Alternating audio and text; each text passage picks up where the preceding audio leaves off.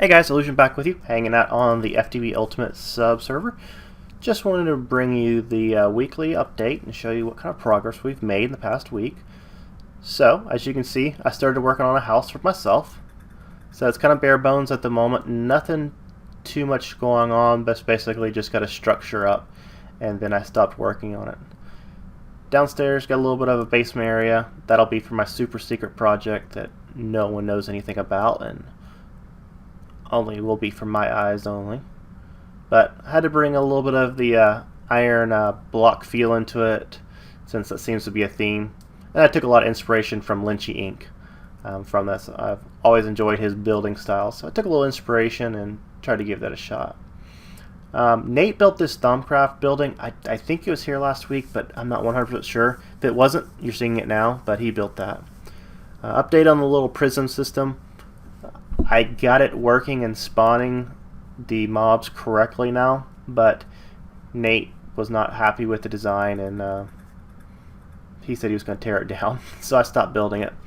But over here on this side, I got Wither Skeleton and Ender Pearls, both on level emitters, cows, slimes, skeletons, and then witches and zombie pigmen upstairs dropping down.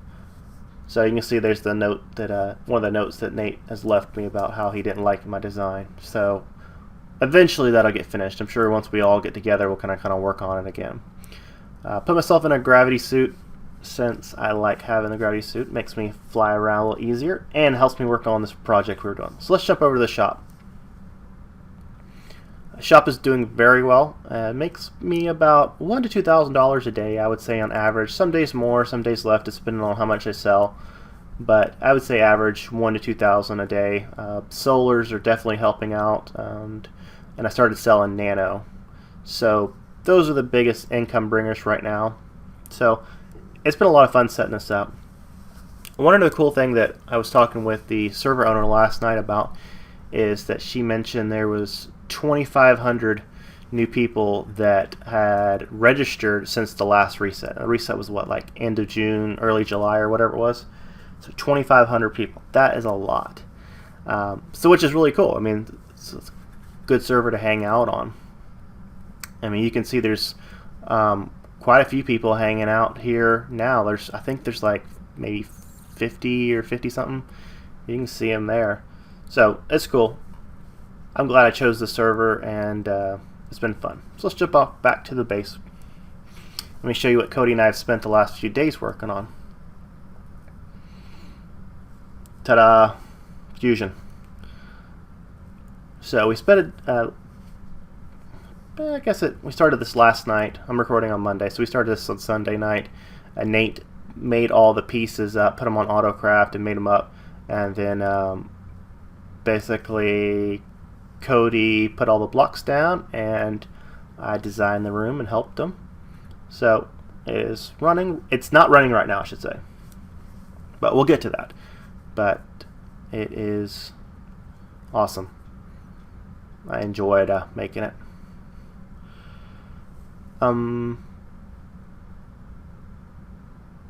There was one guy that came by and talked to me the other day. His name was Elliot Smith. So he came by and said hello, said he was a viewer. So let's jump down here and take a look. But you can see we just have solars in there right now because we're trying to get the power up and running. And we have 4 plasma generators right there. So take the scanner, you can see we have 69 million EU. So we need a minimum of 40 million to jumpstart the system. So basically we're at the point where we can start this guy up. So we needed all these solars to try to get the power up to 40 million to get it going. So these plasma generators output 2048 EU. So yeah, so you can see that one's not running because that particular injector is already full of energy. So let's jump down here.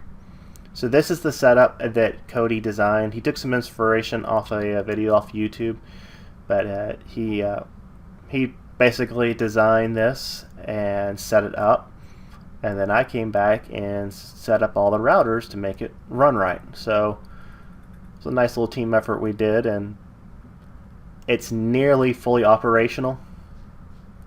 So to run this system full out takes about 5,000 EU, or at least that's what Cody said. It takes about 5,000 EU to run, and we didn't have that. So it's running about 3/4 strength right now, just to be able to get us some deuterium and tritium up and running, so we can actually start the system and bring it up to full power. So that's kind of where we're at right now. So hopefully soon we'll be ready to go. And you can see we have Cody's already set this up and ready to run. So as soon as we start getting some more plasma, we can hook this up and turn it all on. So you can see here we have quite a bit of the yellow is which one's the yellow one? I always forget. Yellow's deuterium. Yellow is deuterium and red is tritium. So we have a good amount of each actually. So, but it's pretty simple setup. Just electrolyzers, then go into centrifuges, then go into more centrifuges, and we just have routers importing and exporting cells as it's set up. So we have of course we have a quantum tank to store the plasma as it comes out of the machine, and then the tesseract's out where it needs to be. So it's a pretty cool setup. I think Cody and I both have had fun setting this guy up and having it running very well. And we've had to use the EV cable since this version of IC2, the glass fiber won't work. So that's why you see it over there in the corner. So let me show you kind of what we did to make room for this area. Back here was where we were keeping those boilers that we had, like some of the early episodes, and we've started moving them back to underneath the factory. But we left these two right here to actually power the system, and that one's powering the MJ, which is doing the tree farm. So eventually we're going to move those all over here, but we want to get the system set up. Down here, not a whole lot's changed, just a little bit. I set up some igneous extruders to make some cobble to go to our recyclers, and the matter fabricator's not on. Lava's still doing good from the lava generators, and the centrifuges are still down there. I think it's what, copper and electrum or something like that it makes, whatever it makes. Rest of that I don't think is changed too much, just basically adding on. One day I'm going to come down here when I'm bored and clean up the mess and make it look a little bit less cluttered, because it looks a little cluttered now. Nate finished that, but I think that was finished last episode. Nothing really much back here. I think that was pretty much it for what we had worked on. Maybe our main objectives were getting the fusion up and going. Alright, I'm back. So I went and grabbed Cody, told him to let's fire this thing up and see what it can do. So told him to count to 5, let me start recording, and then hit the switch. So let's see what happens. Yeah, he's counting down. Need to get rid of this lever. So that should turn it on, and should be running. Should be. Oh, there it goes. Cool. So we're getting our first bucket of plasma, and that should. Just need to remove this lever because it's turning it on and off. At first we had it to do the liquid ducts, but I moved the levers for that, so it's just going to get in the way, be confusing. So I'm just going to put it up here.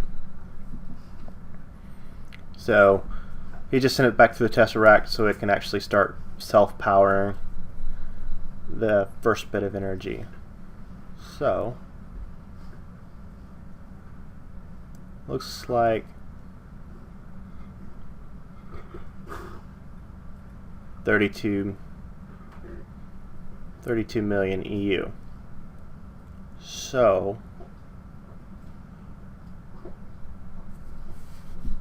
I'm not sure what happened. Oh, you know what? I know what happened. Is this system needs 4,000 EU, 4,096 EU to maintain itself, to keep running. And since we didn't have these things running all at one time, basically within a few seconds of itself, it couldn't sustain. So unfortunately, we have to give it a little bit of time to let it repower itself to restart the system. But now that we have it fully powered, the next cycle it should maintain. So you can see we got 2.6 in there, 10 million, oh, very little in there, not much in there, 1.5 million there. That's full 10 million, that's full 10 million. So we should have almost enough for it to start running. So let me send Cody a message, tell him what happened, what I think it happened at least. Because it makes sense. I mean, those plasma generators only put out 2,000, so if they weren't all running, or at least two of them weren't running at the same time, then it was just going to turn itself back off. But it appears that we've got enough energy. We got the 40 million jump start, and now since we have 4 of those generators running, 4 of those plasma generators running, it's now going to be self-sustained, which it is. Oh, there's Elliot. That's the guy I was talking about earlier.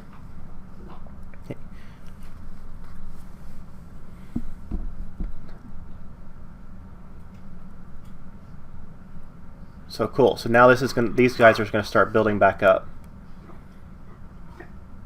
And start kind of accruing a backlog, since it only needs 4,000 EU to keep itself running.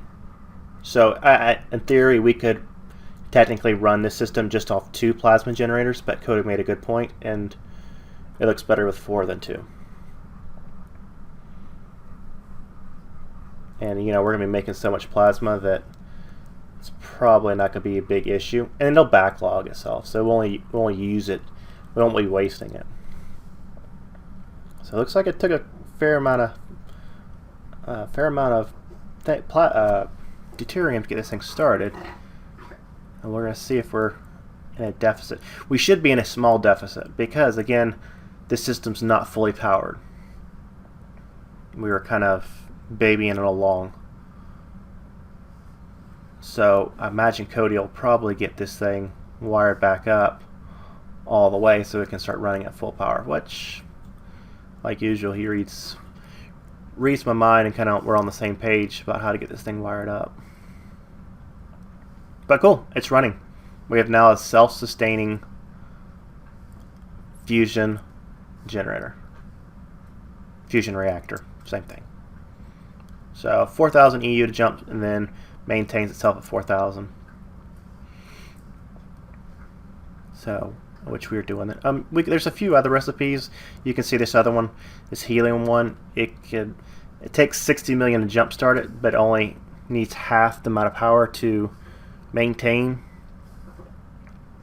That may be an option in the future, but I think we're all pretty much on the same point that this is a good system to use that we have right now, and there's no reason to stray away from it. I forgot you could make platinum off of that. So, cool. And you can see that one's not running anymore because that injector is probably full, so it's not going to waste any of our plasma if we don't need it.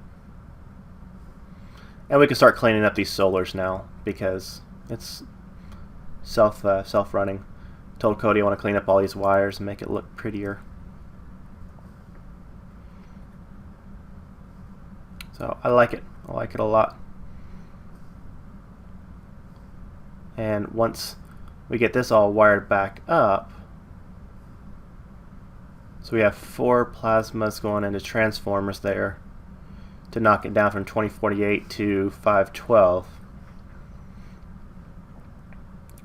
Then 512 going to each of them MFSUs.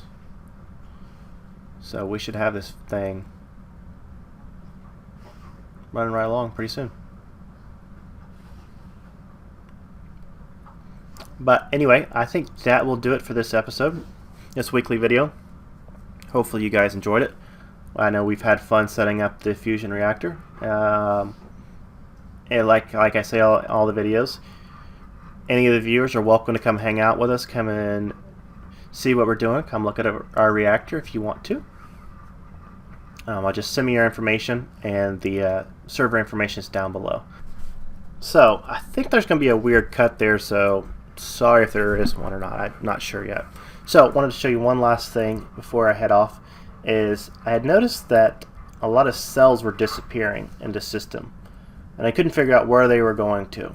So Cody just sends me a message. He's like, "Hey, I know where all the cells are going." It's like, "Where?" He's like, "In the MFSUs." So that's kind of funny. I'm gonna have to figure out a system to stop the cells, the hydrogen cells, to being stuck in there. Which, I mean, it shouldn't be too hard to come up with something easy to do. But I just want to show you that, something a little kind of funny. You know, sometimes complicated problems have simple answers. So anyway, thanks again for joining me. Again, leave me any comments, leave me messages. Come and join us if you feel like it. And I will see you guys on the next video. Bye.